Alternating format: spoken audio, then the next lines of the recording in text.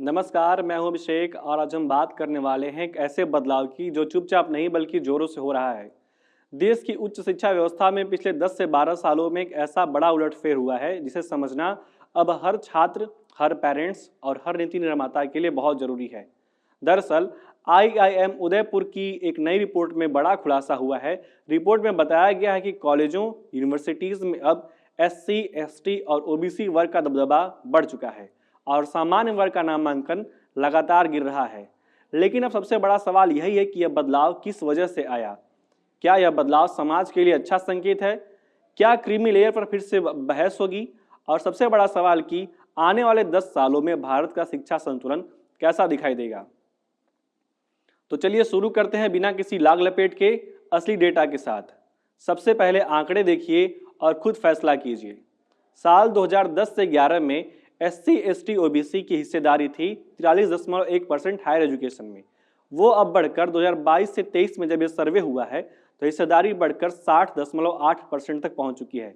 यानी कि 12 साल में 17.7% की बढ़ोतरी हुई है, जो कि अपने आप में बहुत बड़ी है।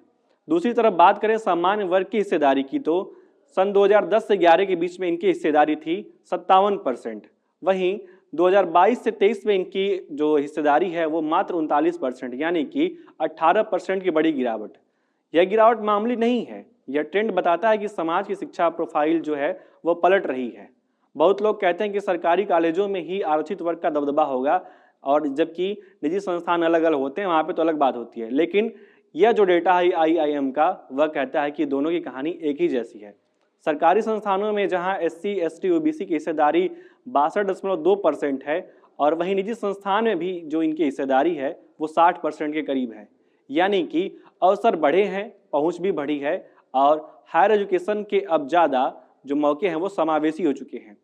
रिपोर्ट का सबसे दिलचस्प हिस्सा है कि एससी, एसटी, ओबीसी छात्र अब सिर्फ आरक्षित सीटों पर ही नहीं बल्कि जनरल कैटेगरी की सीटों पर भी सेलेक्ट हो रहे हैं।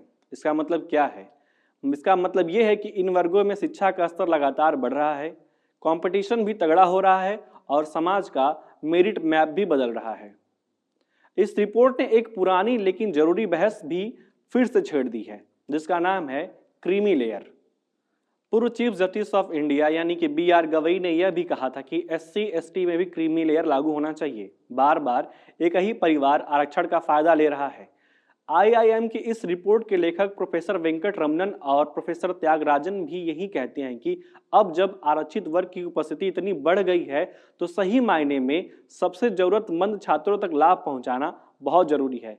रिपोर्ट यह भी कहती है कि सामान्य वर्ग का नामांकन हर राज्य में लगातार घट रहा है। कई एक्सपर्ट मानते हैं कि आने वाले समय में यह जो गैप है जनरल कैटेगरी का और ओबीसी, एससी, एसटी का, वो और बढ़ेगा। लेकिन सवाल उठता है कि क्या सामान्य वर्ग की कम हिस्सेदारी का जो कारण है वह क्या है? क्या इसके पीछे आर्थिक कारण है? क्या उनके लिए लगातार अवसर कम हो रहे हैं या फिर आरक्षित वर्ग की जो शिक्षा स्तर में तेजी से सुधार वाली जो प्रणाली चली है वो कारण है? सबसे बड़ा सवाल एक और कि क्या यह बदलाव अच्छा संकेत है या चिंता की बात है? रिपोर्ट कहती है कि उच्च शिक्षा अब पहले से ज्यादा समावेशी हो चुकी है। एससी, एसटी, ओबीसी छात्र संख्या और मेरिट में लगातार आगे बढ़ रहे हैं। सामाजिक संतुलन बदल रहा है और समान अवसर का जो सपना था धीरे धीरे पूरा होता हुआ दिखाई दे रहा है। लेकिन इसके साथ ही कुछ जटिलताएं भी हो गई हैं, जैसे क्रीमी लेयर की बात फिर से शुरू हो चुकी है। जनरल कैटेगरी की गिरती उपस्थिति पर भी ध्यान देना उतना ही जरूरी है जितना कि इस बात पर खुशी मनाना कि देश में एससी, एसटी, ओबीसी की जो हिस्सेदारी है वो बढ़ती जा रही है। तो दोस्तों, यह कहानी सिर्फ आंकड़ों की ही नहीं है, यह कहानी है समान अवसरों की, सामाजिक बदलाव की और भारत के भविष्य की। आपको क्या लगता है, क्या क्रीमी लेयर एससी, एसटी में लागू होना चाहिए और क्या जनरल वर्ग के गिरते नामांकन पर सरकार को भी कुछ करना चाहिए? और क्या यह जो बड़ा बदलाव आया है हमारे समाज को संतुलित करेगा या फिर असंतुलित करेगा? कमेंट में अपनी राय जरूर दीजिए।